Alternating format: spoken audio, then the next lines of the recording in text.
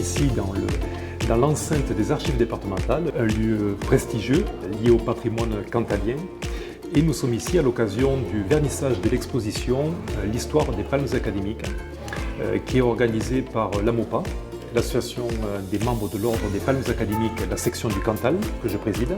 La section Cantal de l'AMOPA a eu du mal à se remettre du Covid et de l'après-Covid. Donc voilà, on a tenté une nouvelle équipe de relancer cela. Donc c'était une phase d'extériorisation, disons, un coup de projecteur pour pouvoir faire connaître mieux notre structure. Alors cette exposition organisée par la section de la MOPA du Cantal est pleine de surprises. Elle nous présente une grande variété de décorations avec toute son histoire depuis sa création en 1808.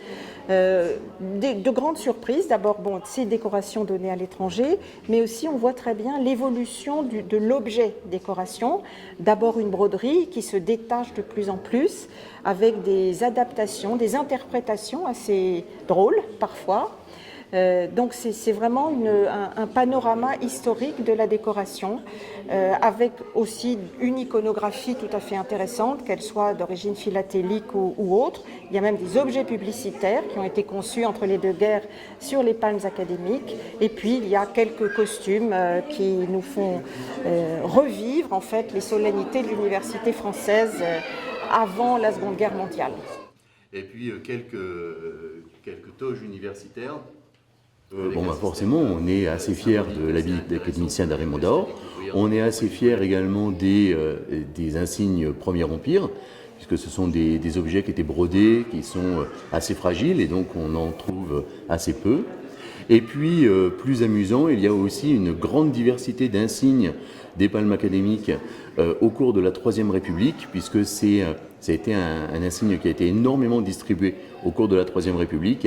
Et donc, on a une diversité d'insignes en ivoire, incrustés de pierre, extrêmement fantaisistes.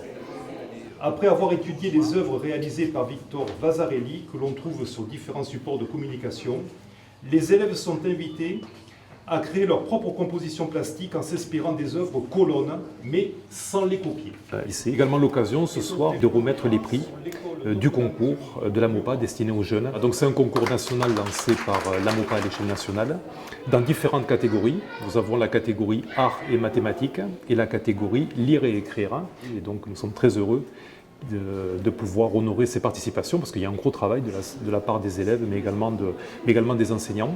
Et ensuite les numéros 1, les lauréats dans chaque catégorie iront concourir à l'échelle nationale à Paris pour défendre les couleurs du Cantal. Les palmes académiques sont une décoration reconnue largement dans le monde.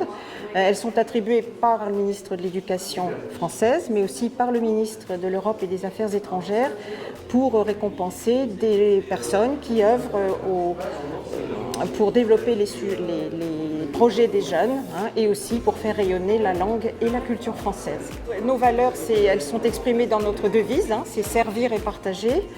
Servir la jeunesse, servir la culture et la langue française par des concours, par l'organisation de concours, par le soutien des projets de jeunes de la maternelle à l'université.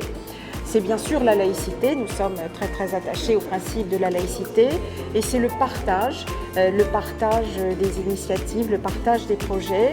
Alors cette exposition a le mérite d'abord d'exister à Aurillac et d'être ouverte à tous les publics.